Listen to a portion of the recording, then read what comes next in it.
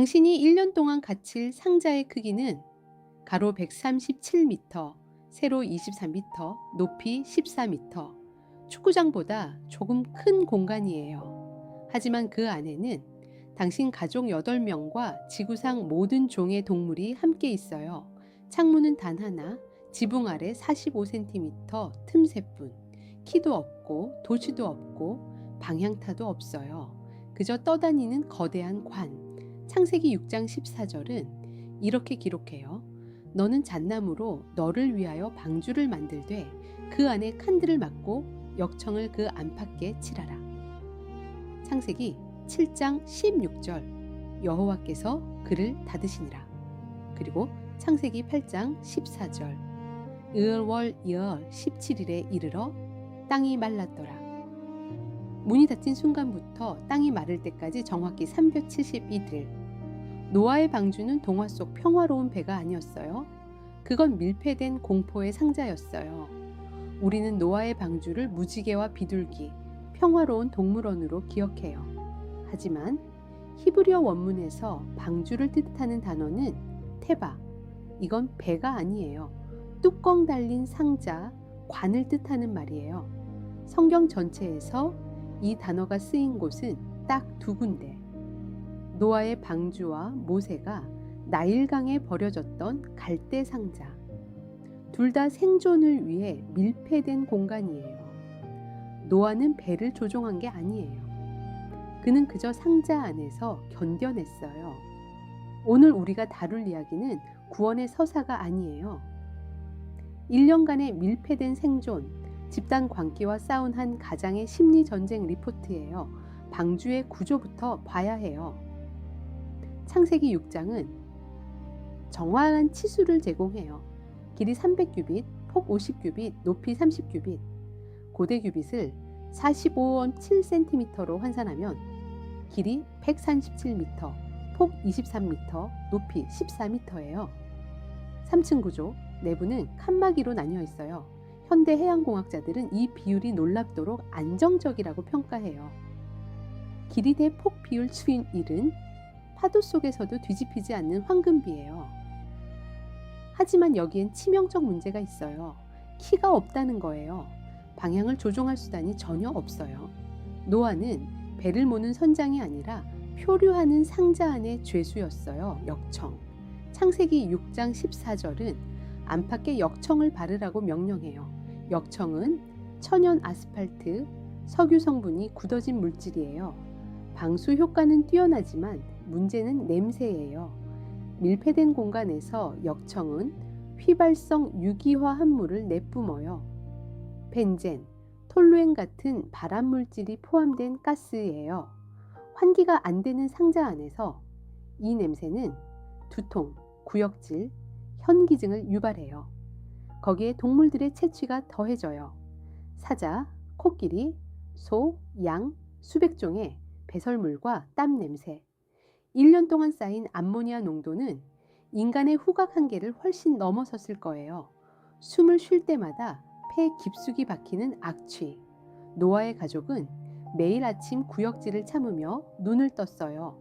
빛의 부재는 더 잔인했어요. 창세기 6장 16절 창을 내되 위에서부터 한 규빗에 내라. 지붕 아래 3.5cm 폭의 틈새 하나. 3층 구조에서 맨 위층 천장 근처에만 빛이 들어와요.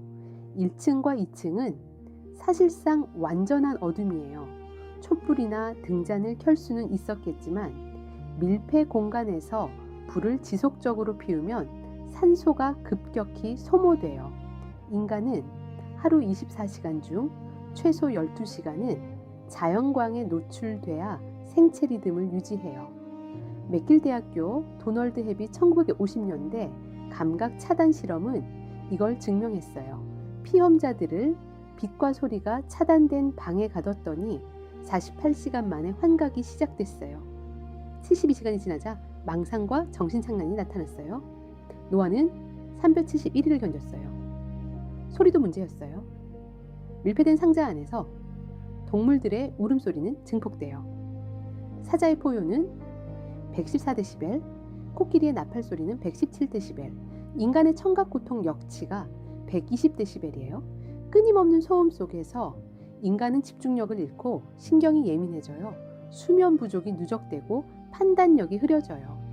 거기에 파도가 방주를 흔드는 소리, 빗물이 나무판을 두드리는 소리, 바람이 틈새로 비명처럼 새우며드는 소리. 노아의 가족은 매일 밤 귀를 막고 잠들었을 거예요. 온도 조절은 불가능했어요. 여름이면 밀폐된 상자 안은 찜통이 됐을 거예요. 동물들의 청까지 더해지면 40도를 넘었을 가능성이 높아요. 겨울이면 바닷바람이 틈새로 파고들어 체감 온도가 영하로 떨어졌을 거예요. 습도는 늘 90% 이상, 곰팡이가 벽을 타고 올라가고 옷과 침구는 눅눅하게 젖어 있었을 거예요. 피부병, 호흡기 질환, 관절염. 노아의 가족은 육체적으로 서서히 무너져 갔어요. 하지만 진짜 전쟁은 심리적 영역에서 벌어졌어요. 1820년 포경선 에식스호는 향유고래의 공격을 받고 침몰했어요. 생존자 20명은 세 척의 작은 보트에 나뉘어 탔어요. 90일 후 구조됐을 때 살아남은 사람은 8명. 나머지는 굶주림과 갈증, 그리고 서로를 잡아먹는 광기 속에서 죽었어요. 생존자들은 평생 악몽에 시달렸어요. 밀폐된 공간에서 집단이 겪는 심리적 붕괴는 예측 가능한 패턴이 있어요. 첫 2주는 긴장과 흥분, 4주차부터 권태와 짜증, 8주가 지나면 우울과 무기력, 12주를 넘어서면 망상과 공격성이 나타나요. 노아의 방주는 53주를 떠다녔어요. 핵잠수함 승조원들은 3개월 동안 수중에서 생활해요. 태양 없는 폐쇄 공간, 제한된 사생활. 미 해군은 이들의 정신 건강을 위해 엄격한 루틴을 강제해요. 기상 시간, 식사 시간, 업무 시간, 수면 시간을 분 단위로 정해요. 루틴이 무너지면 집단 심리도 무너져요. 노아는 루틴을 만들어야 했어요. 창세기는 그 디테일을 기록하지 않지만 우리는 추론할 수 있어요. 매일 같은 시간에 일어나고 동물들에게 먹이를 주고 배설물을 치우고 가족과 함께 기도하는 리듬. 이 루틴이 없었다면 노아의 가족은 한 달을 버티지 못했을 거예요. 하지만 루틴만으로는 부족해요. 인간은 의미를 필요로 하는 존재예요. 빅터 프랭클은 아우슈비츠 수용소에서 발견했어요. 같은 환경에서도 살아남는 사람과 무너지는 사람의 차이는 의미였어요. 미래에 대한 비전, 고통의 이유를 설명할 수 있는 서사. 노에게 그 의미는 신앙이었어요. 창세기 6장 9절, 노아는 의인이요 당대의 완전한 자라 그는 하나님과 동행하였더라. 하지만 1년 동안 끝없는 어둠 속에서 그 믿음은 시험받았을 거예요. 정말 신이 우리를 기억하고 있는가? 우리는 구원받는 게 아니라 버려진 게 아닌가?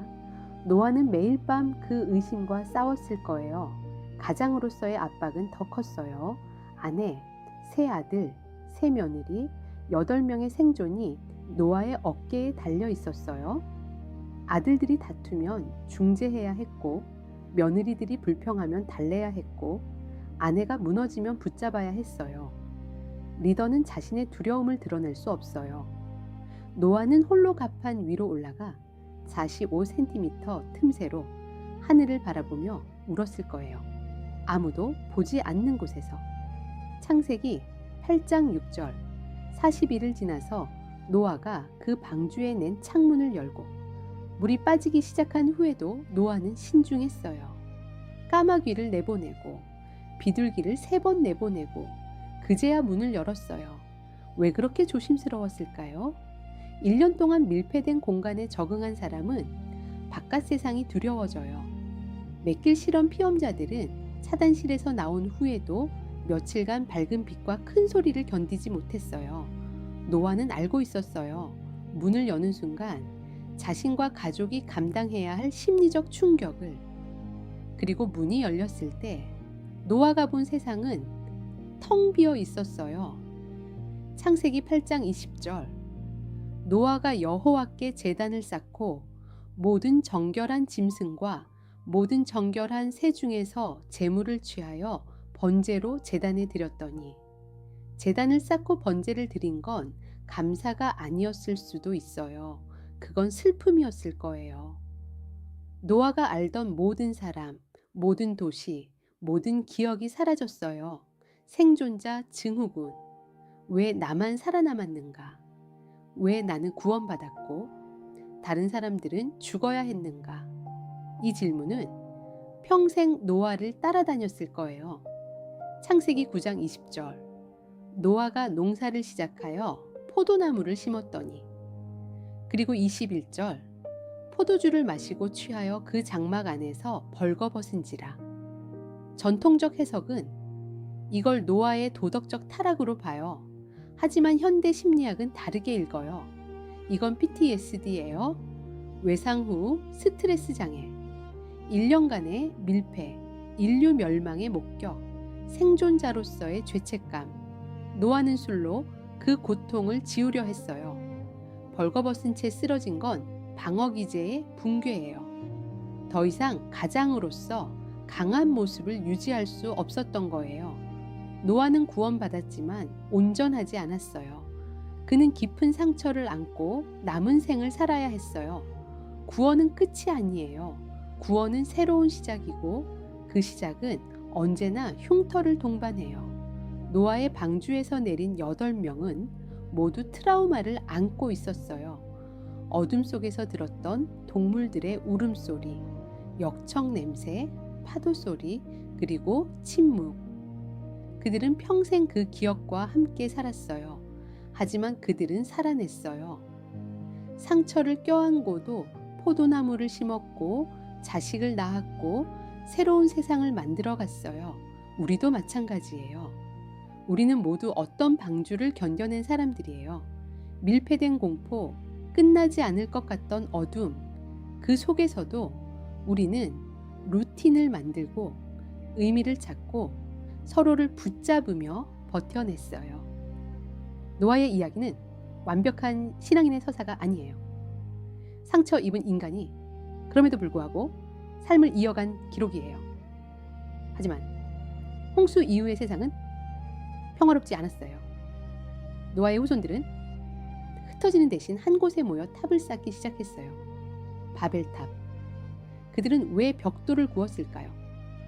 왜 하나의 언어로 통일하려 했을까요? 다음 이야기는 니므롯과 바벨탑이에요. 인류 최초의 기술 독점, 언어 데이터 센터, 그리고 단일화가 낳은 공포. 노아가 방주에서 경험한 밀폐의 트라우마는 후손들에게 어떤 유산을 남겼을까요? 흩어지는 게 두려워 모였던 사람들, 그들이 쌓은 탑은 구원의 상징이었을까요? 아니면 또 다른 감옥이었을까요? 공포는 세대를 넘어 설계되고 그 설계는 언제나 다음 재난의 씨앗이 돼요. 우리는 그 씨앗을 어떻게 다뤄야 할까요?